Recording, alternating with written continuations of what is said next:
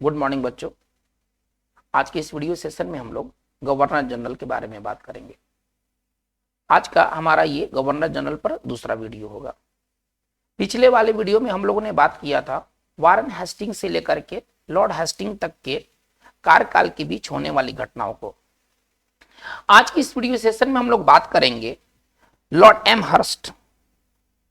आज के हम लोग वीडियो सेशन में बात करेंगे लॉर्ड एमहर्स्ट से लेकर के लॉर्ड ऑकलैंड तक के बीच के कार्यकाल के मध्य होने वाले घटनाओं को लेकर के बात करेंगे। मतलब कि लॉर्ड एमहर्स्ट से लेकर के लॉर्ड ऑकलैंड के तक में जो भी गवर्नर जनरल हुए तो उनके कार्यकाल के दौरान कौन कौन सी घटनाएं भारत में घटी, हम इसके बारे में बात करेंगे। तो चलिए आज का ये जो वीडियो सेशन की शुरुआत करते हैं सबसे पहले लॉर्ड एमहर्स्ट से। सबसे पहले आज हम लोग बात करेंगे लॉर्ड एमहर्स्ट से। इनका जो कार्यकाल जो था, लॉर्ड एमहर्स्ट का जो कार्यकाल था वो 1823 से लेकर के 1828 तक का कार्यकाल था। ठीक है, देखिए लॉर्ड एमहर्स्ट के कार्यकाल के दौरान जो सबसे इंपॉर्टेंट घटना घटा वो बर्मा के साथ युद्ध था। ठीक है ना, तो प्रथम बर्मा युद्ध लड़ा गया। ठीक है ना, प्रथम बर्मा युद्ध लड़ा गया। कब से कब तक, ये ज्यादा इंपॉर्टेंट है, साल को दिमाग में रखना है। तो 1824 से लेकर के 1826 तक के बीच प्रथम बर्मा वार लड़ा गया। मतलब हम आपको ये बताना चाहते हैं कि लॉर्ड एमहर्स्ट अपने बर्मा नीति के कारण ये ज्यादा प्रसिद्ध थे। ठीक है ना, भारत में इन्होंने जो 5 वर्षों तक का इनको लगभग जो शासन था ये बर्मा वार के कारण ये ज्यादा ये नोटेड हुए। ठीक है ना, तो हम ऐसे कह सकते हैं कि जो एमहर्स्ट थे, ठीक है ना, शॉर्ट में लिखा जाए तो एमहर्स्ट जो थे, ठीक है ना, बर्मा नीति के लिए ये प्रसिद्ध थे। इनके कार्यकाल में तो बहुत सारी घटनाएं घटी लेकिन इनको जाना जाता है बर्मा नीति के लिए। ठीक है ना, प्रसिद्ध थे। चलिए, एमहर्स्ट के कार्यकाल के दौरान जो दूसरी घटना घटी भारत के अंदर में वो भरतपुर। ठीक है ना, भरतपुर का अधिग्रहण कर लिया गया। ये कंपनी के जो साम्राज्य था भारत में, ठीक है ना, ब्रिटिश साम्राज्य, उनके द्वारा भरतपुर का अधिग्रहण कर लिया गया। मतलब कैप्चर, अधिग्रहण नहीं समझ में आता है तो आप इसे सरल भाषा में कैप्चर समझे। ठीक है ना, भरतपुर के कैप्चर हो गया 1826 ईस्वी में, है ना। भरतपुर के कैप्चर हो गया ब्रिटिश साम्राज्य द्वारा 1826 ईस्वी में। चलिए, एमहर्स्ट के कार्यकाल के दौरान एक और घटना घटी और वो घटना क्या था, चलिए। तो बैरकपुर, आप ऐसे समझें, बैरकपुर, ठीक है ना, कि सैनिक छावनी में विद्रोह हो गया। ठीक है ना, तो ये बैरकपुर का जो विद्रोह था, इसको सिंपल भाषा में बैरकपुर का विद्रोह भी कहा जाता है, जो कि घटना घटा 1824 ईस्वी में।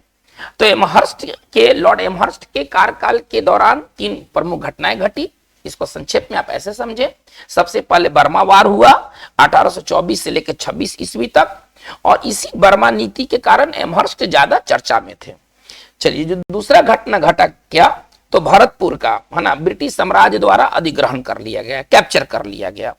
और जो तीसरा और इंपॉर्टेंट घटना घटा इनके कार्यकाल के दौरान, बैरकपुर में सैनिक छावनी जो थी उसमें विद्रोह हो गया। तो ये इंपॉर्टेंट घटना है एमहर्स्ट के शासनकाल के दौरान। चलिए, अब जो नेक्स्ट और ज्यादा महत्वपूर्ण जो गवर्नर जनरल हुए वो थे, है ना, लॉर्ड विलियम बेंटिंग। इसको शॉर्ट में हम कहते हैं विलियम बेंटिंग। इसको शॉर्ट में कहा जाए तो लॉर्ड विलियम बेंटिंग। ठीक है ना, इनका जो कार्यकाल था 1828 से लेकर के 1835। चलिए, हम लोग लॉर्ड विलियम बेंटिंग की ओर जाएं, इसके पहले हम लोग कुछ बेसिक चीजों को देख लेते हैं। ठीक है ना, जो कि एग्जामिनेशन दृष्टिकोण से बहुत इंपॉर्टेंट है। ये पहला और अंतिम, ठीक है ना, ये थोड़ा सा कंफ्यूजेबल भी है, कंफ्यूजन पैदा करता है और एग्जामिनेशन दृष्टि से बहुत इंपॉर्टेंट है। ठीक है ना, भारत का पहला गवर्नर जनरल, बंगाल का प्रथम गवर्नर, बंगाल का अंतिम गवर्नर, इससे रिलेटेड काफी सवाल आते हैं। तरह तरह की किताबों में तरह तरह की बातें होती हैं, लेकिन हम यहाँ पर आपको ऑथेंटिक बात बताने जा रहे हैं। चलिए, कुछ ऑब्जेक्टिव इंफॉर्मेशन हम लोग ले लेते हैं। तो चलिए, बंगाल, स्टार्ट बंगाल से करते हैं। बंगाल का प्रथम गवर्नर, इसकी चर्चा पिछले वीडियो में भी हुई थी, आज थोड़ा सा हम लोग डिटेल में चर्चा करेंगे। बंगाल का जो प्रथम गवर्नर था वो क्लाइव। चलिए, बंगाल का अब बंगाल का प्रथम था तो क्लाइव था, रॉबर्ट क्लाइव। अब बंगाल का अंतिम गवर्नर वारेन हेस्टिंग, कोई प्रॉब्लम नहीं होना चाहिए। चलिए, वारेन हेस्टिंग्स जो था ये बंगाल का अंतिम गवर्नर। अब आते हैं बंगाल का, अभी बात बंगाल तक ही चलेगा। बंगाल का प्रथम, अब ये जो गवर्नर है ना, ये गवर्नर जनरल बन गया, पद का नाम हो गया गवर्नर जनरल। बंगाल का प्रथम गवर्नर जनरल वारेन हेस्टिंग, ठीक है ना। ये हेस्टिंग जो था वो बंगाल का अंतिम गवर्नर और बंगाल का प्रथम गवर्नर जनरल। किसके तहत? तो रेगुलेटिंग एक्ट है ना 1773 के तहत। ये जो प्रथम जो गवर्नर जनरल बने थे बंगाल के, किसके तहत? तो रेगुलेटिंग एक्ट 1773 के तहत। चलिए हम लोग बात को आगे लेके चलते हैं। बंगाल का अंतिम, ठीक है ना, अंतिम गवर्नर जनरल, वो प्रथम थे वारेन हेस्टिंग, अब अंतिम गवर्नर जनरल विलियम बेंटिंग, जिसकी चर्चा अभी हम लोग कर रहे हैं, ठीक है ना। चलिए, ये जो लॉर्ड विलियम बेंटिंग थे ये बंगाल के अंतिम गवर्नर जनरल थे। चलिए अब आते हैं भारत का पहला गवर्नर जनरल। देखिए, भारत अलग चीज है और बंगाल अलग चीज है, ये दो अलग अलग टर्म है, ठीक है ना, कंफ्यूजन नहीं होना चाहिए। तो जो वारेन हेस्टिंग थे वो बंगाल के प्रथम गवर्नर जनरल, और भारत का पहला गवर्नर जनरल बने, ठीक है ना, लॉर्ड विलियम बेंटिंग। ये अंतिम गवर्नर जनरल बंगाल के, अब भारत के पहला गवर्नर जनरल। देखिए थोड़ा यहीं पर ना थोड़ा सा सस्पेंस पैदा होता है। ये बंगाल के अंतिम गवर्नर जनरल थे और ये भारत के प्रथम गवर्नर जनरल बने लॉर्ड विलियम बेंटिंग। किसके तहत? तो चार्टर एक्ट है ना, एक चार्टर एक्ट आया, चार्टर एक्ट 1833 के तहत। चलिए, ये चार्टर एक्ट 1833 के तहत भारत का प्रथम गवर्नर जनरल बनाया गया लॉर्ड विलियम बेंटिंग को। चलिए, अब भारत का अंतिम, ये प्रथम और अंतिम से रिलेटेड सवाल जरूर और जरूर आपको देखने को मिलेगा, ठीक है ना। भारत का अंतिम गवर्नर जनरल, वायसराय नहीं, गवर्नर जनरल, इसको थोड़ा सा ध्यान देना होगा। और वो लॉर्ड कैनिंग थे, इन्हीं के कार्यकाल के दौरान 1857 में क्रांति हुआ था। चलिए, ये भारत के अंतिम governor general Lord Canning, Bharat का प्रथम governor general Lord William Bentinck. थोड़ा एक कदम और आगे बढ़ते हैं। भारत का, ठीक है ना, पहला गवर्नर जनरल अब प्लस वायसराय। अब इसमें एक और शब्द आ गया, पहले वायसराय नहीं था, अब वायसराय आ गया। इसको ऐसे भी केवल पूछा जाता है कि भारत का पहला वायसराय कौन थे, ठीक है ना। गवर्नर जनरल शब्द नहीं पूछ के ऐसे भी पूछा जा सकता है भारत के पहला वायसराय कौन थे, तो ये थे लॉर्ड कैनिंग। चलिए, तो ये प्रथम और अंतिम से रिलेटेड सवाल आपको देखने को जरूर मिलेंगे। अब हम लौटते हैं लॉर्ड विलियम बेंटिंग के कार्यकाल में, कि लॉर्ड विलियम बेंटिंग के कार्यकाल में कौन कौन सी महत्वपूर्ण घटनाएं घटी। तो चलिए अब थोड़ा सा इवेंट्स को देख लेते हैं। ये बेंटिंग के कार्यकाल के दौरान, है ना, विलियम बेंटिंग के कार्यकाल के दौरान कौन कौन सी घटनाएं घटी। चलिए इवेंट्स देख लेते हैं। सबसे पहले 1829 ईस्वी में, ठीक है ना, सती प्रथा पर प्रतिबंध लगा दिया गया। लॉर्ड विलियम बेंटिंग के पहले भारत में सती प्रथा होती थी, ठीक है ना, मतलब एक सामाजिक प्रथा था, ठीक है ना। इसका अंत कर दिया गया 1829 ईस्वी में। चलिए, इसके बाद की जो घटनाएं घटी 1829 ईस्वी से लेकर के और 35 तक, ठीक है ना, ठगी, आप इसको समझिए, ठगी प्रथा का अंत कर दिया गया, ठगी प्रथा का अंत कर दिया गया, ठीक है ना। स्लीमैन रिपोर्ट के आधार पर, है ना, स्लीमैन रिपोर्ट के आधार पर, बहुत इंपॉर्टेंट, कि ठगी प्रथा का अंत तो किया गया, ये तो आपको मिल ही जाएंगे कहीं न लिखा हुआ, ठीक है ना। ठगी प्रथा का अंत लॉर्ड विलियम बेंटिंग के कार्यकाल में हुआ था, लेकिन किसके रिपोर्ट के आधार पर ऐसा हुआ, तो स्लीमैन समिति, है ना, इसको पूरा आप ऐसे समझिए, स्लीमैन समिति रिपोर्ट के आधार पर ठगी प्रथा का अंत कर दिया गया। चलिए आगे की घटनाओं को थोड़ा सा और देखते हैं। 1830 में क्या हुआ। 1830 में राजा राममोहन राय का इंग्लैंड जाना, ठीक है ना। राजा राम मोहन राय इंग्लैंड गए थे 1830 ईस्वी में। तो राजा राम मोहन राय इंग्लैंड गए, ठीक है ना, इंग्लैंड गए। इंग्लैंड जाना ये किस साल की घटना थी? 1830 में। और वहीं पर 1833 में, ठीक है ना, ब्रिस्टॉल शहर का नाम है, ठीक है ना, ये ब्रिटेन के एक शहर का नाम है ब्रिस्टॉल में इनकी मृत्यु हो गई, राजा राम मोहन राय की। किसकी? राजा राम मोहन राय की। राजा राम मोहन राय का मृत्यु भारत में नहीं हुआ था, इनका मृत्यु इंग्लैंड में हुआ था। ये सारी घटनाएं जो है वो लॉर्ड विलियम बेंटिंक के कार्यकाल की है। चलिए, इसके बाद 1833 ईस्वी में क्या हुआ? तो चार्टर एक्ट आया, और इसी चार्टर एक्ट के तहत भारत का पहला governor general Lord William Bentinck को बनाया गया। तो चलिए, चार्टर एक्ट कब आया? 1833 ईस्वी में। एक बहुत इंपॉर्टेंट घटना घटी, ठीक है ना। चलिए, 1834 ईस्वी में क्या हुआ? हम लोग धीरे धीरे आगे की ओर बढ़ रहे हैं, ठीक है ना। आगरा प्रांत का गठन किया गया, ठीक है ना, आगरा प्रांत का गठन किया गया 1834 ईस्वी में। आगरा प्रांत का गठन किया गया 1834 ईस्वी में। चलिए, इसके बाद 1835 ईस्वी में एक बहुत इंपॉर्टेंट घटना घटी, ठीक है ना। एक शिक्षा समिति का गठन किया गया था लैंग्वेज को लेकर के। तो 1835 ईस्वी में अंग्रेजी को, ठीक है ना, अंग्रेजी को भारत में, है ना, शिक्षा का माध्यम बनाया गया। बहुत इंपॉर्टेंट, शिक्षा का माध्यम बनाया गया। आप ऐसा समझिए, यह बहुत इंपॉर्टेंट बात है कि किस वर्ष अंग्रेजी को भारत में शिक्षा का माध्यम बनाया गया। तो वह साल था 1835। चलिए, इसके बाद हम बात करते हैं, कुछ कुछ भारतीय प्रदेश को ब्रिटिश साम्राज्य में मिलाया गया, कंपनी साम्राज्य में विलय किया गया। तो किस साल किसको किया गया, थोड़ा सा उसको देखा जाए। 1831 ईस्वी में मैसूर, 1832 ईस्वी में काचर, 1834 ईस्वी में कुर्ग, ठीक है ना, इनका विलय कर दिया गया कंपनी के साम्राज्य में। कंपनी के साम्राज्य में इनका विलय कर दिया गया। चलिए, तो ये साल है और ये प्रांत के नाम है।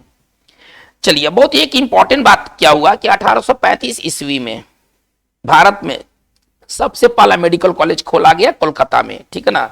कलकत्ता में सबसे पहला मेडिकल कॉलेज खोला गया। मेडिकल कॉलेज का स्थापना किया गया लॉर्ड विलियम बेंटिंक के कार्यकाल में। इसके बाद क्या हुआ कि लॉर्ड मैकाले, है ना, इस समय के एक बहुत बड़े नाम थे लॉर्ड मैकाले, इनको लॉ मेंबर के रूप में इनकी नियुक्ति किया गया, है ना। लॉर्ड मैकाले, देखिए, भारत में अंग्रेजी का जो बीज बोया था शिक्षा के तौर पर, वो थे लॉर्ड मैकाले। ना लॉर्ड मैकाले होते और अंग्रेजी भारत में जन्म लेता। यानी कि भारत में अंग्रेजी का जो जनक है वो कौन है? लॉर्ड मैकाले को माना जाता है, ठीक है ना। तो लॉर्ड मैकाले को लॉ मेंबर के रूप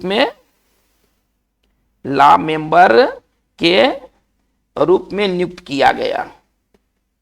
ये भारत में किस तौर पर ये नियुक्त हुए? तो लॉ मेंबर के तौर पर नियुक्त हुए। चलिए, आगे एक बहुत इंपॉर्टेंट बात है, लॉर्ड विलियम बेंटिंक के कार्यकाल में कुछ अच्छे काम हुए।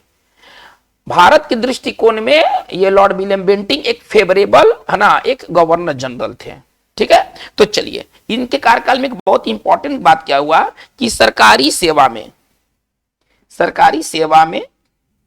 ठीक है ना, किसी भी आधार पर, है ना, भेदभाव को खत्म कर दिया गया, भेदभाव को समाप्त किया गया। चलिए, अब किसी भी आधार पर अब भेदभाव नहीं होंगे। जो पहले जो भेदभाव थे, जो डिस्क्रिमिनेशन थे सरकारी सेवा में, उस डिस्क्रिमिनेशन को खत्म कर दिया गया। चलिए, इनके कार्यकाल में कुछ और भी अच्छे काम हुए, ठीक है ना। कन्या हत्या, पहले लड़की जब जन्म लेती थी तो उनको मार दिया जाता था। अब क्या हुआ? फीमेल इन्फेंटिसाइड, ठीक है ना, कन्या हत्या पर प्रतिबंध लगा दिया गया। कन्या हत्या पर प्रतिबंध लगा दिया गया। ये सारी घटनाएं लॉर्ड विलियम बेंटिंक के कार्यकाल की है। इसके बाद एक और चीज किया गया, राजा रंजीत सिंह, ठीक है ना, रंजीत सिंह जो पंजाब के राजा थे, रंजीत सिंह के साथ संधि किया गया। तो चलिए, ये बहुत इंपॉर्टेंट घटना है लॉर्ड विलियम बेंटिंक के कार्यकाल। एक बार फिर से इसको रिकैप कर लेते हैं। लॉर्ड विलियम बेंटिंग के कार्यकाल की प्रमुख घटनाओं को तो 1829 ईस्वी में जो सती सिस्टम था वो बैन हो गया। 1829 से 35 तक ठगी प्रथा को आप ऐसे समझिए कि समाप्त कर दिया गया, सप्रेस कर दिया गया। 1835 ईस्वी में भारत में सबसे पहले मेडिकल कॉलेज की स्थापना किए गए कोलकाता में। 1834 ईस्वी में आगरा प्रांत का गठन किया गया। तो ये सारी जो चीजें हैं, ठीक है ना, 1833 ईस्वी में चार्टर एक्ट आया और इसी चार्टर एक्ट के तहत, ठीक है ना, लॉर्ड विलियम बेंटिंग भारत का प्रथम गवर्नर जनरल बना। तो ये सारी जो चीज है ना, ये लॉर्ड विलियम बेंटिंग के कार्यकाल के अंदर की घटनाएं हैं। चलिए अब हम लोग बात करते हैं चार्ल्स मेटकाफ। हमारा जो नेक्स्ट जो गवर्नर जनरल हुए वो हुए चार्ल्स मेटकाफ। लेकिन ये कार्यवाहक थे, ये रेगुलर नहीं थे, ये कार्यवाहक थे। और इनका उल्लेख इसलिए जरूरी है, ठीक है ना, क्योंकि इनके कार्यकाल के दौरान भारतीय समाचार पत्र पर जो प्रतिबंध लगाए गए थे उनको मुक्त कर दिया गया, प्रतिबंध को हटा दिया गया। इनका कार्यकाल कितना तक था? तो 1835 से लेकर के 1836 कार्यवाहक थे। जाहिर सी बात है कि लंबे समय तक नहीं रहेंगे। तो चलिए चार्ल्स मेटकाफ के बारे में थोड़ा इंपॉर्टेंट बातों को देख लेते हैं। ये कार्यवाहक है ना, गवर्नर जनरल थे।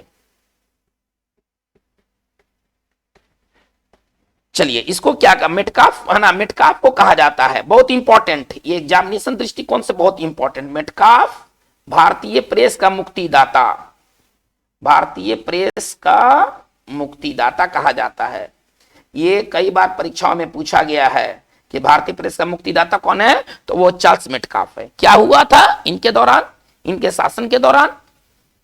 तो भारतीय समाचार पत्रों पर लगे, भारतीय समाचार पत्रों पर लगे, ठीक है ना, बैन को हटाया गया, बैन को हटाया गया। बस आप बस इतना समझ ले, ये इतना एग्जाम्स के लिए काफी है। चलिए अब हम आगे बढ़ते हैं। लॉर्ड ऑकलैंड, अब हमारा जो नेक्स्ट जो गवर्नर जनरल होंगे वो लॉर्ड ऑकलैंड, ठीक है ना। इनका जो कार्यकाल था 1836 से लेकर के 1842। देखिए लॉर्ड ऑकलैंड के कार्यकाल के सबसे इंपॉर्टेंट घटना क्या था? तो अफगान वार था।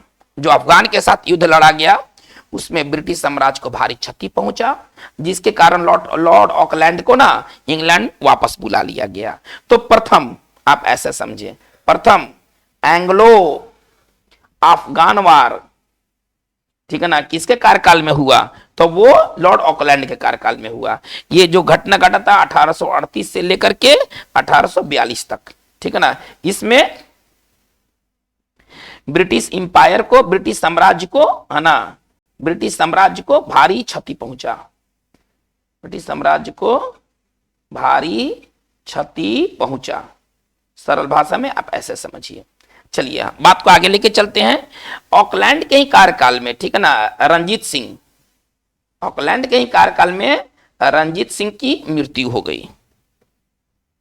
ये बस ये दो घटनाएं ऑकलैंड के कार्यकाल की प्रमुख दो घटनाएं थी 1839 ईस्वी में।